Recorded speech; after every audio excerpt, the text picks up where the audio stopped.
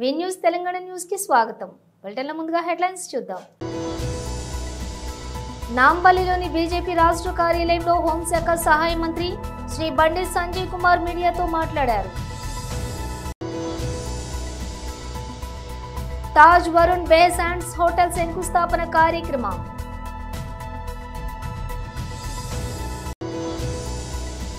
విశ్వావసునామ నూతన సంవత్సర పంచాంగాన్ని ఆవిష్కరించిన ఎమ్మెల్యే.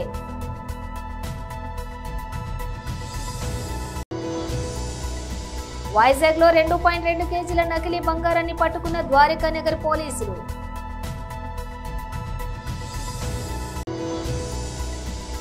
ఇట్స్ అఫీషియల్, విజయ్ సేతుపతితో Puri Jagannadh pan India cinema. ఇక డీటెయిల్స్ చూస్తే నాంపల్లిలోని బీజేపీ రాష్ట్ర కార్యాలయంలో హోంశాఖ సహాయ మంత్రి శ్రీ బండి సంజయ్ కుమార్ మీడియాతో మాట్లాడారు. చిన్న చిన్న అమ్మాయిలను వాళ్ళని మెడలు బట్టి గుంజుకపోతుంటాయా, మెడలు ఉంటాయా పోతాయా, జుట్టు బట్టి గుంజుకపోతే కాళ్ళు చేతులు ఉంటాయా ఇరుగుతాయా అనేటువంటి ఒక భయానక వాతావరణం నేను చూస్తాను. నేను బాధ అనిపించింది నేను చూస్తుంటే, వీడియోలు చూస్తుంటే. గంత గుంజుకోపోతే అమ్మాయిలను పట్టుకొని గంత గుంజుకోపోతారా? ఈడ్చుకపోతున్నారు. కనీసం మానవత్వం ముఖ్యమంత్రి గారికి కనీసం వాళ్ళ భూములు అమ్ముకుంటారు, మా భూములు ఎందుకు అమ్ముకుంటారు అని చెప్పి ప్రశ్నించే ప్రయత్నం చేస్తే మీరు దొంగతనం లెక్క అర్ధరాత్రి దొంగల లెక్క జేసీబీలను 10 జేసీబీలు తీసుకుపోయి రాత్రి మొత్తం చెట్లు కొట్టేస్తారు, నిబంధన విరుద్ధంగా భూమిని చదువుని చేస్తారు. విద్యార్థుల యూనివర్సిటీకి పోయి మీరు అధికారంతో మీరు పోతున్నారు.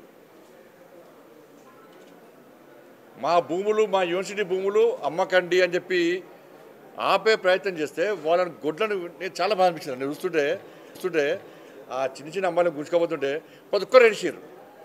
ఆ వీడియోలు చూసినా ప్రతి ఒక్కరు ఏడిచారు. మానవత్వంలో మాత్రం ఏడిచారు. ఇక మానవత్వంలో కాంగ్రెస్ వాళ్ళు మాత్రం అది గొప్ప చెప్పుకుంటారు. ఇవాళ 400 ఎకరాలు అమ్మి ఇవాళ మీరు రాష్ట్రాన్ని పాలిస్తారు, జీతాలు ఇస్తారు, మీరు పాలిస్తారు, అంతే కదా. ఎస్సీ భూములు అమ్మకుంటే ఇక పాలించే స్థితిలో లేదు తెలంగాణ రాష్ట్ర తెలంగాణలో కాంగ్రెస్ పార్టీ ప్రభుత్వం. ఎస్సీ భూములు అమ్మకుంటే తెలంగాణ రాష్ట్రాన్ని పాలించే స్థితిలో కాంగ్రెస్ ప్రభుత్వం లేదు. ఈ నెల గడవాలంటే ఎస్సీ భూములు అమ్మాలి, 1000 కోట్లు సంపాదించాలి, 50,000 కోట్ల దాకా సంపాదించుకోవాలి. ఈ నెల 40 రోజులు తెలంగాణ రాష్ట్రాన్ని పాలించాలి. నెక్స్ట్ మళ్ళీ ఇంకో భూములు అమ్మాలి. అంటే రాబోయే తరాలకు ఒక గజం జాగ కూడా ఉంచే పరిస్థితిలో కాంగ్రెస్ పార్టీ ప్రభుత్వం లేదు. గజం జాగ ఉండేది రాబోయే తరాలకు, అన్నమేస్తారు. ఇక అంటే ఏబీవీపీ కార్యకర్తలను అడ్డుకుంటే ఆందోళన చేస్తే రాత్రి ఎత్తుకపోయారు. జాగ కూడా అర్ధరాత్రి కొంతమంది వదిలిపెట్టారు, ఇంకో 2 కార్యకర్తలు రాత్రి కూడా వదిలిపెట్టలే. ఇంత ఘోరమైన అరాచకమా? బీఆర్ఎస్ పార్టీ కంటే ఎక్కువ అరాచకం ఇప్పుడు కాంగ్రెస్ పార్టీలో. ఇంత అరాచకం మంచి కాదు. ఇప్పటికైనా ఆ భూముల అమ్మకాన్ని వెంటనే నిలిపియాలని చెప్పి భారతీయ జనతా పార్టీ డిమాండ్ చేస్తున్నది. ఎవరైతే విద్యార్థుల మీద లాఠీచార్జ్ చేశారో, విద్యార్థులు కొట్టారో ఆ పోలీస్ అధికారంగా చర్య తెలుసుకోవాలి. ఫస్ట్ యాక్షన్ తీసుకోండి. మీరు విచారణ జరపాలి. మీరు హోమ్ మినిస్టర్ గానే చెప్తున్నాను నేను. మా విచారణ జరిపే అధికారం లేదు కాబట్టి మీకు చెప్తున్నాను నేను. ఇలా విద్యా కమిషన్ వేసారు, అర్బన్ నక్సల్ తీసుకొచ్చి విద్యా కమిషన్ వేసారు. మరి ఎడవేరు మీ నోర్లో ఎడవేనాయి? మిమ్మల్ని విద్యా కమిషన్ చైర్మన్లుగా మెంబర్లుగా కాంగ్రెస్ పార్టీ ప్రభుత్వం వేసింది కదా. మీరు గతంలో ఉద్యమాలు చేశారు కదా, మీరు నక్సల్ సిద్ధాంతం కదా, మావోయిస్టు భావాజాలం కదా, మీరు ప్రజా సమస్యలను కొట్లాడతారు కదా, పేదల కోసం కొట్లాడతారు కదా. తాజ్ వరుణ్ బే శాండ్స్ హోటల్ శంకుస్థాపన కార్యక్రమం. Ashok Gajapati Raj garu, who I've seen growing up. He's the senior most member of Telugu Desam Party. I have a lot of memories with him. Maybe I can share one of it here. He was the only person who would come out of Mr. Naidu's chamber in our old house in Jubilee Hills, come out, go to a corner and have a smoke. And I would ask him, I don't think father is too worried, he should do it. And say, no, it's out of great respect, I do this outside. He's been a great mentor to me. He's been a great supporter to the party, to the family. And I thank him for all his support. To Ramu, who's my younger brother, who brings a lot of energy to the party, to all of us. Of course, his Hindi is much better than his Telugu. And to Anita Garu, I think the only Home Minister in India who has more than 23 cases against her. And I hope she's working on getting them cleared. To Nadanla Manohar Garu, who stood by us personally, was always with me during the tough times, was a great counsel for me. Especially the 53 days that Mr. Naidu was arrested. Almost on a daily basis, we would actually interact, share feedback. And it was his support that today NDA has won 94% of the seats that we have contested in the state of Andhra Pradesh. Manohar Garu. Prabhu uncle, he is an uncle for me. He is much fitter than me, no second thoughts about it. But he's an uncle. He's been a great supporter of the family since the 80s. As Amma has said, he stood by us during our tough times. He continues to be with us during our good times. I really appreciate all the support, uncle. Amma made a statement today that behind every successful man, there's a successful woman. And I'd like to change that a little. There's a sacrifice of a successful woman. I've seen it in home. I've seen the sacrifices that Amma has made. I see the sacrifices that Brahmani is making because I have chosen a path. And I'm sure Lakshmi Auntie has sacrificed a lot to make what Prabhu Uncle is today. So I think we should really celebrate the women who have unconditionally supported us during tough times. To Varun, to Varsha, thank you very much for having me here. I think it's a great legacy. All of us are lucky to have. I think it's a legacy to take forward. And I call this legacy a banyan tree effect. If you look at a banyan tree, no other plant grows around it.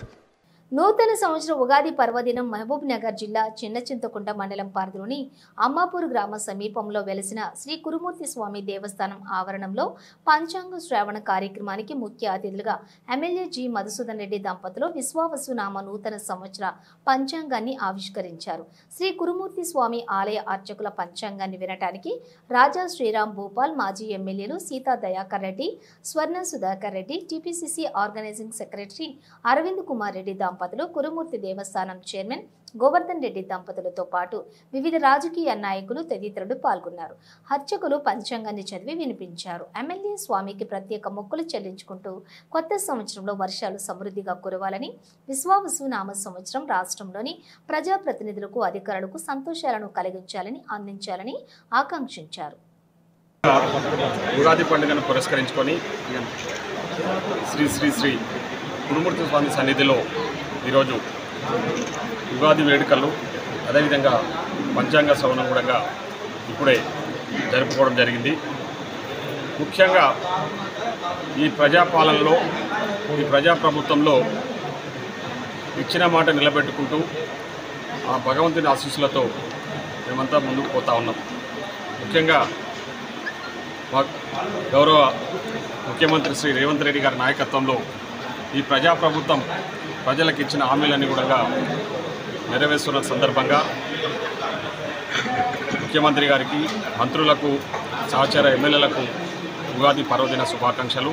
ఈరోజు ఉగాది పండుగను పురస్కరించుకొని పేదల ఆశాజ్యోతి, పేదలందరూ కూడా ఎంతో కాలంగా ఎదురు చూస్తున్న సన్నబియ్యం, భారతదేశ చరిత్రలోనే ఏ రాష్ట్రంలో కూడా రేషన్ కార్డు ద్వారా బిలో పావర్టీ లైన్ కింద ఉన్న వాళ్ళకు సన్నబియ్యం ఇవ్వడం లేదు. కానీ మన రాష్ట్రంలో మొట్టమొదటిసారిగా మన ముఖ్యమంత్రి గారి నాయకత్వంలో, అదేవిధంగా మన civil supply minister Shri Uttam Kumar Reddy గారి ఆధ్వర్యంలో ఈరోజు ఆ కార్యక్రమానికి నల్లగొండ జిల్లా హుజూర్నగర్లో శ్రీకారం చుట్టబోతా ఉన్నారు.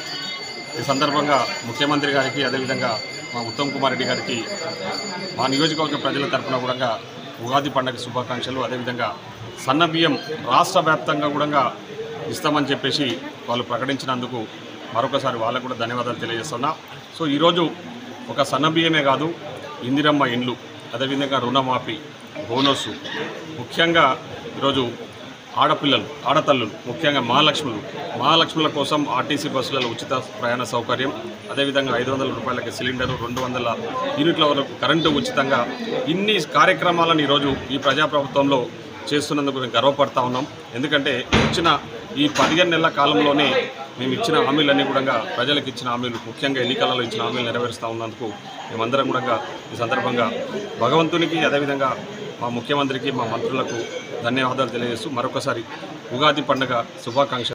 వైజాగ్లో 2.2 కేజీల నకిలీ బంగారాన్ని పట్టుకున్న ద్వారకానగర్ పోలీసులు. బ్యాంకుల్లో గోల్డ్ విడిపించి కమిషన్ వ్యాపారం చేసే జగదీశ్వరరావు అనే వ్యక్తి ఫిర్యాదుతో దొంగ బంగారాన్ని పట్టుకున్న పోలీసులు. రుపిక్ బ్యాంకులోని మోహన్ రావు అనే వ్యక్తి 68,31,000ను టేకోవర్ లోన్ తీసుకుని మోసానికి ప్లాన్ చేసిన వైనం. జగదీష్, అవినాష్ అనే ఇద్దరు స్నేహితులు ఫెడరల్ బ్యాంక్ అకౌంట్కు 68,31,000 నగదును ట్రాన్స్ఫర్ చేసి గోల్డ్ విడిపించి చెక్ చేయడంతో బయటపడిన మోసం. నకిలీ బంగారంతో మోసం చేసిన నిందితులను అరెస్ట్ చేసిన పోలీసులు. ఇదంతా కూడా వాళ్ళు వేమెంట్ చేసి ఇవ్వటము, దీన్ని కరిగిస్తే ఇది ఇలా తయారైంది. కోటింగ్ వేసేసి చేస్తాం. కోటింగ్ వేసేసి 1 గ్రామ్ సరే పేపర్ అదే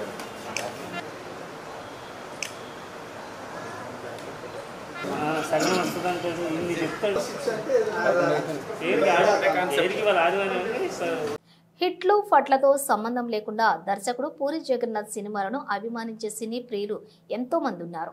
ఆయన సినిమా షూటింగ్ ప్రారంభమైనప్పటి నుంచి విడుదలయ్యేంత వరకు అభిమానులు ఎదురు చూస్తూ ఉంటారు.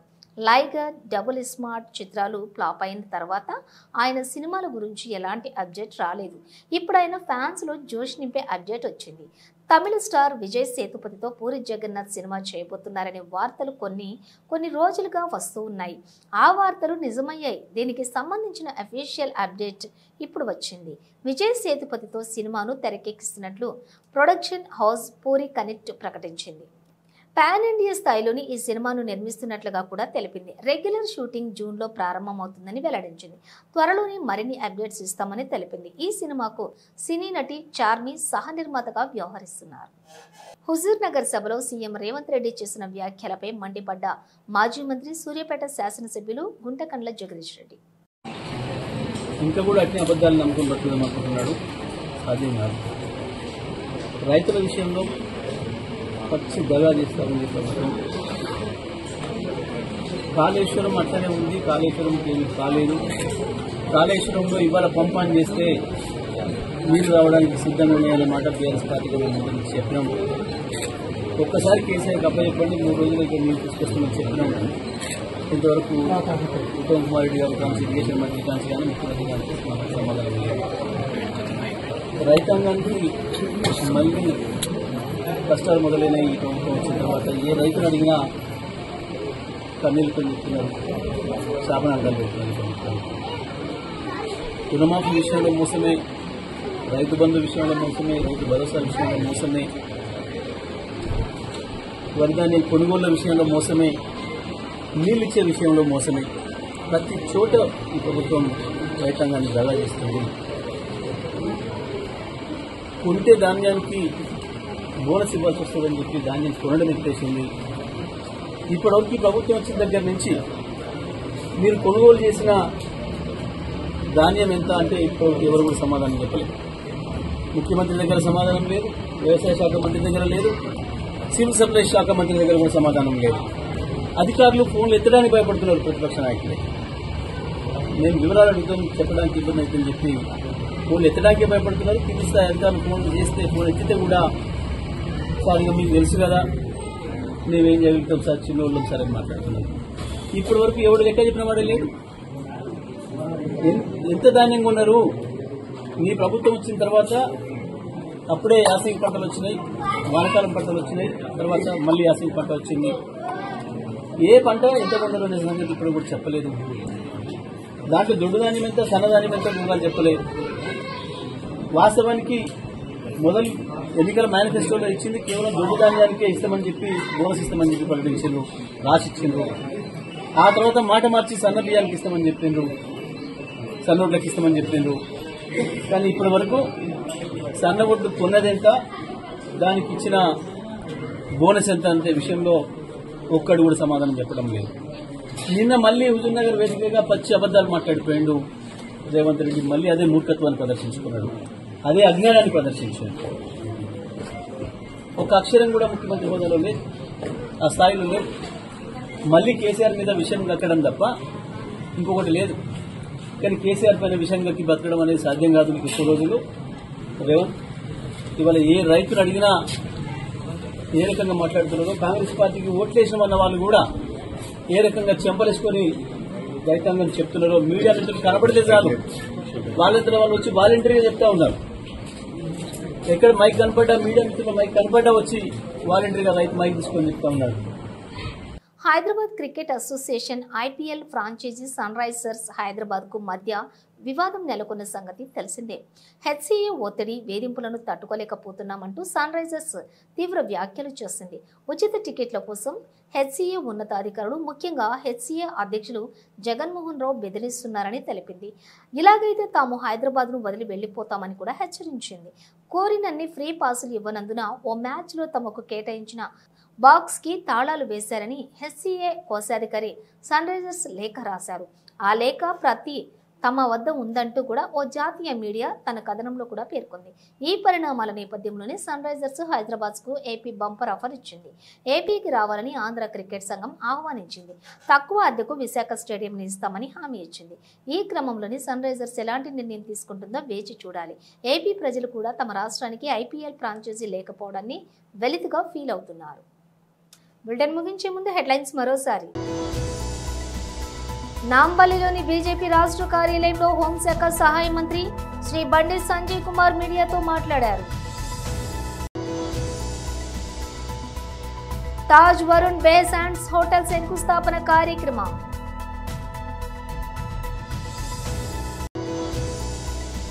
విశ్వావసునామ నూతన సంవత్సర పంచాంగాన్ని ఆవిష్కరించిన ఎమ్మెల్యే.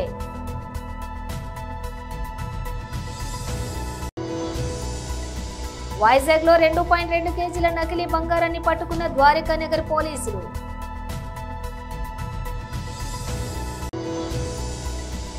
ఇట్స్ అఫీషియల్, విజయ్ సేతుపతితో Puri Jagannadh pan India cinema.